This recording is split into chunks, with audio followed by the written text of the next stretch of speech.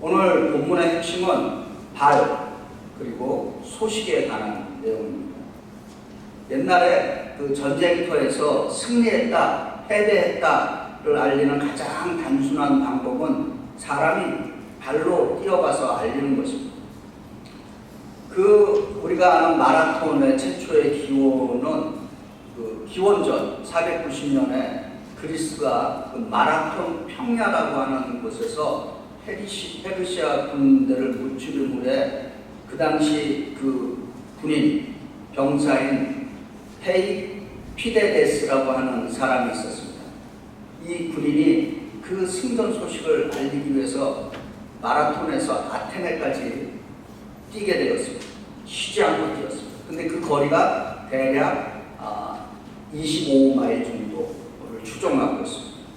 쉬지 않고 그 사람이 달려가서 우리가 이겼다! 그리고는 죽었습니다. 그 자리에서. 그래서 이것을 기념을 해서 1896년에 제1회 근대 올림픽에서 이 거리를 달리는 경기가 만들어졌는데 그것을 우리가 마라톤이라고 이제 이름을 붙이게 되었습니다. 이 피데스가 이 마라톤 평야에서 아테네에 도착해서 한 말은 우리가 승리했다. 그렇게 외친 뒤에 쓰러져 죽었다라고 하는 그러한 이야기로 전해주고 있습니다. 이와 마찬가지로 오늘 우리의 본문은 파수꾼이 하루 종일 지평선을 바라보면서 전쟁터에서 전령이 달려오기를 기다리고 있는 모습과 같습니다. 로마서 10장 15절의 말씀은 구약 이사야의 52장 7절을 직접 인용한 말씀이고 다시 재해석한 말씀입니다. 이사야 50장 7절은 이렇게 증거합니다. 좋은 소식을 전하며 평화를 공포하며 복된 좋은 소식을 가져오며 구원을 공포하며 시온을 향하여 이르기를 내 하나님이 통치하신다 하는 자의 산을 넘는 발이 어찌 그리 아름다운가 이렇게 찬양하고 있습니다. 전쟁이나 포로 생활로 소식이 끊긴 상황에서 저 산 너머 저 멀리서 좋은 소식을 가지고 달려오는 전령의 지금 발걸음이 보이고 있습니다. 당시 예루살렘은 바벨론에 함락이 되었고 포로로 끌려간 상태였고 산으로 둘러싸인 이 지역에서는 그 소식을 듣는 길은 오직 산길을 넘어오는 그 발빠른 전령을 통해서 전해질 수 있었던 것입니다. 사람들은 그 저기 산등성이에서 나타나는 그 한 사람의 모습을 보고 좋은 소식인지 나쁜 소식인지 가슴을 졸이며 기다리고 있었습니다. 이사야는 지치고 먼지 투성이인 이 발을 어찌 그리 아름다운가 이렇게 노래하고 있습니다. 먼지 투성이인 발, 지친 발. 근데 그걸 아름답다라고 노래하고 있습니다. 발 자체가 아름다운 것이 아니죠. 그 발이 전하는 소식, 구원, 평화, 내 하나님이 통치하신다라고 하는 이 위대한 복음의 소식을 전했기 때문에 그 발이 아름답다라고 하는 것입니다. 발 그 자체가 아름다운 것이 아니라 그 발이 전하는 메시지가 가치가 있기 때문에 아름답다라고 하는 것입니다. 이 바울은 이제 이사야의 이 노래를 오늘 우리에게 다시 들려줍니다. 10장 15절에 로마서 10장 15절에 기록된 바 아름답도다 좋은 소식을 전하는 자들의 발이여 함과 같으니라. 발이 아름답다라고 하는 것입니다. 얼굴이 아름답다 하는 얘기는 들어보셨을 겁니다. 목소리도 아름답다 들어보셨을 겁니다. 근데 발이 아름답다. 흙묻고 냄새나고 상처나고 그 지친 발이 아름답다라고 하는 것입니다. 왜 그렇습니까? 그 발이 가지고 오는 그 소식 때문에 아름답다라고 하는 것입니다. 제가 이 말씀 준비하면서 이 말씀과 관련된 좀 발들을 좀 이렇게 몇 가지를 좀 수집을 해봤습니다. 하나 더 화면 보시면은 한번 상상해 보시기 바랍니다. 저기 이 발들 누구의 발들 같습니까? 이 첫 번째 양말과 이렇게 있는 구두 신은 저 발은 저기 피겨 스케이터 김연아의 발이라고 합니다. 네. 그리고 밑에는 또 우리 한국 분인데 그 발레리나의 발입니다. 저렇게 구두발 되게 했어요. 근데 얼마나 그 아름답게 피겨 스케이팅이나 춤을 춥니다. 그리고 가운데는 예수님의 못 박힌 그 발을 이렇게 청동으로 만드는 거죠. 그리고 제일 끝에 저 이렇게 발자국들은 그 마틴 루터 킹 주니어 그 아틀란타 그 센터에 가면은 그 한쪽에 역사를 통해서 평화와 정의를 위해서 살은 사람들의 발이 쫙 이렇게 수집을 해놨습니다. 근데 저 발 가운데 우리나라 분 딱 한 분이 있습니다. 혹시 누군지 아십니까? 도산 안창호 선생의 발이 저기에 있습니다. 그분의 발이 딱 찍혀 있는 게 있습니다.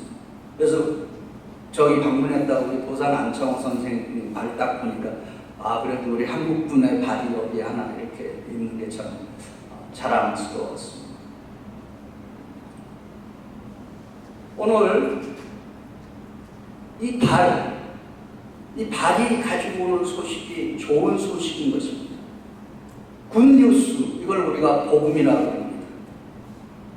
그럼 도대체 이 복음의 유래는 어디서부터 시작합니까? 첫 번째로 복음이란 좋은 소식은 이미 예수님이 걸어오신 말이다 라고 하는 것입니다.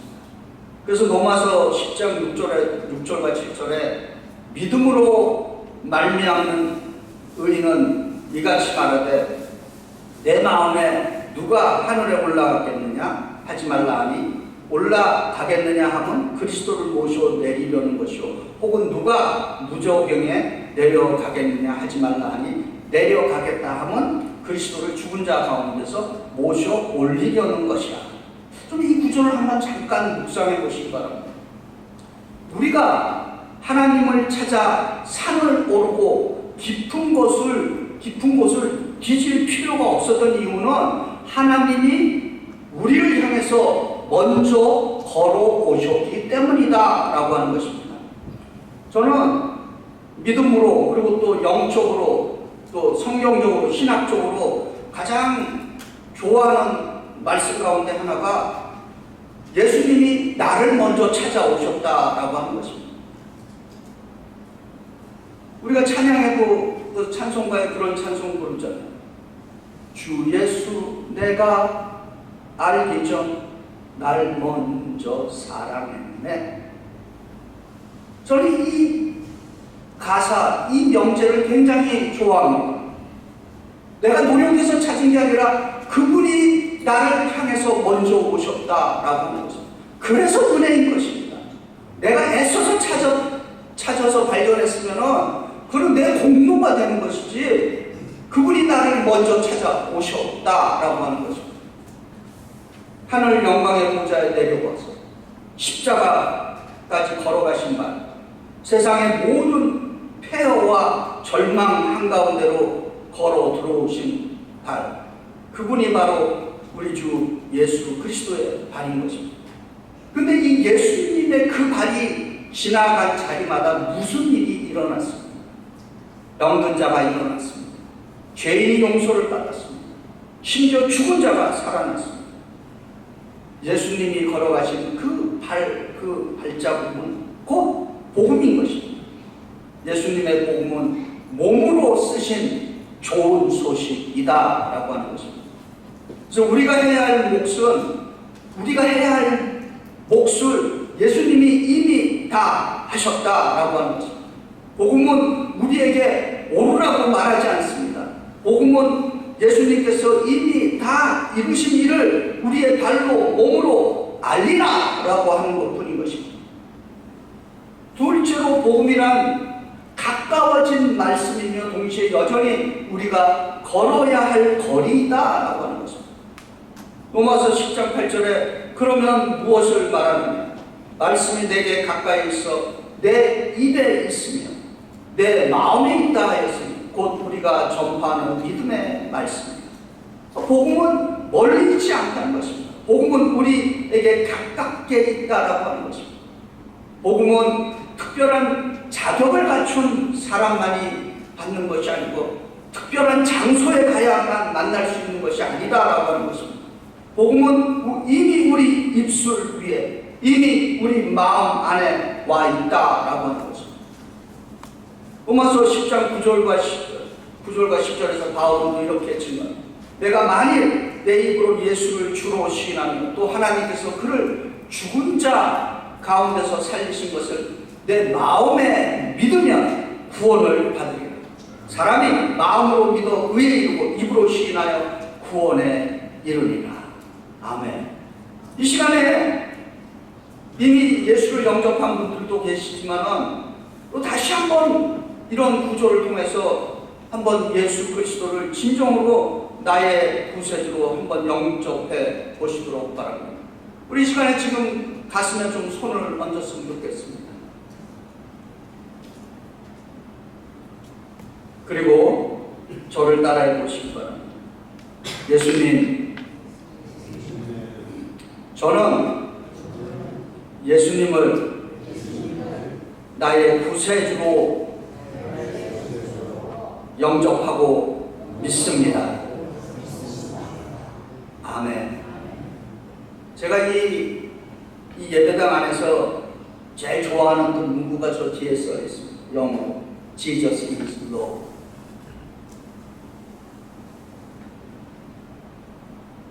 그리고 바울은 이제 이 소식을 아주 압축해서 아주 놀라운 선포를 합니다.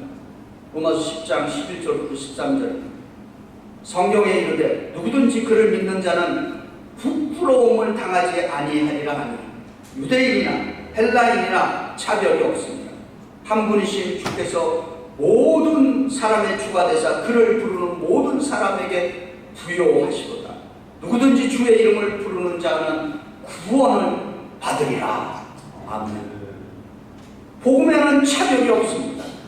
복음은 누구든지입니다. everyone, 누구든지. 이 복음의 소식은 무슨 특정한 혈통이나 특정한 계급이나 특정한 자격을 가진 사람만을 위한 것이 아니다라고 하는 것입니다. 누구든지 everyone이라고 하는 이 말에는 여러분이 들어있고 저도 이 안에 들어있다라고 하는 것입니다. 예수 그리스도의 발걸음으로 인해서 하나님과 우리 사이의 거리는 좁아졌습니다. 그러나 우리는 여전히 걸어야 할 거리가 남아있습니다. 우리가 걸어야 할 거리는 무엇이고, 나에게서 이웃에게로, 내 마음에서 세상으로, 땅끝까지 이르러야 하는 선교적인 발걸음이 우리에게 남아있다라고 하는 것입니다. 세 번째로 복음은 우리가 여전히 가야 하는 발걸음입니다. 로마서 10장 14절부터 15절에 또 이렇게 증거합니다. 이 말씀을 같이 14절 15절 같이 읽어보도록 합니다. 그런즉 그들이 믿지 아니하는 일을 어찌 부르리요? 듣지도 못한 일을 어찌 믿으리요? 전파하는 자가 없이 어찌 들으리요? 보내심을 받지 아니하였으면 어찌 전파하리요? 아멘. 바울은 지금까지 아름답게 말해온 그 은혜, 그 가까움, 그 차별 없음, 이 모든 것이 저절로 우리에게 온 것이 아니다라고 말하고 있는 것입니다. 누군가가 우리에게로 걸어왔다라고 하는 것입니다. 누군가가 우리를 위해서 걸어야 했던 것입니다. 누군가가 발을 내디디어 써야 했던 것입니다. 성 안에 있는 사람들이 좋은 소식을 들으려면 누군가가 성 밖에서 뛰어와야 하는 것입니다. 아무리 소식이 좋아도 그것을 전할 발이 없으면 그 소식은 도착하지 않는 것입니다. 저의 자그마한 신앙 고백을 하나 드립니다. 저는 어렸을 때 한국의 그 동해바다에서 자랐습니다. 아마 초등학교도 들어가기 전부터 저희 할머님이 그 당시 그 묵호강리교회 속장님이셨어요. 그래서 그 당시는 그 바닷가 근처니까 뭐 전화도 없던 시대입니다. 근데 제 할머니는 꼭 저에게 영구야, 며칠 몇 시에 누구네 집에서 속회로 모인다고 가서 전해라. 그러면은 그 조그만 애가 그냥 신나서 그냥 산으로 들러 해갖고 뭐 가서 두드리면서 문마다 두드리면서 오늘 누구누구는 집에서 몇 시에 언제 모입니다. 그걸 꼭 전했어요. 그리고 그 당시에 속회 모임은 항상 주로 먹었던 게 그 뭐죠? 이렇게 강냉이 뻥 튀긴 거 그거 아니면은 그 쌀 조금 잘 사는 집은 뭐야 쌀 뻥 튀긴 거 그거 있잖아요. 그런 거 그게 속회에 이렇게 먹었던 것입니다. 근데 그보다 더 중요한 거는 저희 할머님 우리 속장님 부탁으로 제가 이렇게 다니면서 이렇게 전하니까 그 속도원들이 저한테 꼬마 속장이라고 불러주셨어요. 아, 우리 꼬마 속장 오셨네. 근데 왜 제가 이 말씀을 드리냐면 그 모든 것은 훗날 제가 오늘의 목사가 되도록 저를 부르는 하나님의 부르심의 손길이 거기 있었다라고 하는 것입니다. 예수 그리스도의 발이 하늘과 땅 사이의 거리를 좁히시고 우리에게 복음을 전달하셨기에 이제 우리의 발이 이웃에게 복음을 전해야 한다라고 하는 것입니다. 더 나아가서 땅끝까지 복음을 전할 수 있는 것입니다. 우리가 복음을 전하는 현장까지 가지 않아도 우리가 이렇게 현장에서 선교하시는 분들을 기도로 지원하고 그 물질로 지원하면 우리도 함께 그 선교에 참여자로 쓰임을 받는 것입니다. 네 번째로 오늘 우리들의 발은 어떤 발인가라고 하는 것입니다. 성경을 통해서 예수님의 발은 도대체 어떤 발이었을까? 마가복음 10장 45절에 예수님이 이렇게 증거합니다. 인자가 온 것은 섬김을 받으려 함이 아니라 도리어 섬기려 하고 자기 목숨을 많은 사람의 대속물로 주려 함이라고 자신이 섬기러 오셨다라고 선포하고 있습니다. 그렇다면 저와 여러분의 발은 어떤 발입니까? 오늘 광복도 81주년을 맞이하는 기념주일입니다. 1945년 8월 15일 그날도 발걸음이 소식보다 먼저 달려갔어요. 그 다큐멘터리 보면은 사람들이 그 지직하는 그 라디오 앞으로 확 몰려가는 그런 모습이 있습니다. 거리로 막 뛰쳐나오는 발걸음, 발소리. 서로 부둥켜 안고 막 뛰어가는 발소리. 우리 뉴욕, 뉴저지 1945년 8월 15일에 대략 한 100여 명이 살고 있었어요. 한인들. 그분들의 역사를 보면은 그 해방의 소식에 밤새워서 울고 찬양하고 믿는 사람들이 그렇게 했다라고 하는 기록이 있습니다. 이사야의 백성이 바벨론의 폐허 속에서 좋은 소식을 기다리는 것입니다. 우리 조상들도 일본의 압제 폐허 속에서 해방의 그 발자국을 기다렸던 것입니다. 그리고 그 좋은 소식이 왔을 때 그 소식은 관념이 아니라 몸으로 터져나온 사건인 것입니다. 만세를 부르며 뛰어나온 발, 태극기를 들고 거리를 메운 발들, 그것은 관념이 아닌 것입니다. 근데 이 광복은 여전히 끝나지 않았습니다. 바울이 오늘 말씀을 통해서 증거하는 보내심, 전파, 들음, 이 믿음의 연쇄적인 고리를 우리가 기억해야 되는 것입니다. 광복을 얻은 발, 그 다음 무엇을 해야 하는가라고 하는 것입니다. 자유를 얻은 발, 해방을 얻은 발이 다시 분열과 다툼의 발이 된다면 그것은 광복을 배신한 것이다 라고 하는 거죠. 자유와 광복을 얻은 그 발이 예수 그리스도의 이름으로 화해와 조국의 평화 통일에 좋은 소식의 발이 된다면 그것이야말로 이 광복절이 우리에게 남긴 진짜 유산이다 라고 하는 것입니다. 그리스도의 못 박힌 발이 우리를 향해 걸어오셨지. 조국의 독립을 위해서 선조들이 걸어간 수많은 발걸음이 있습니다.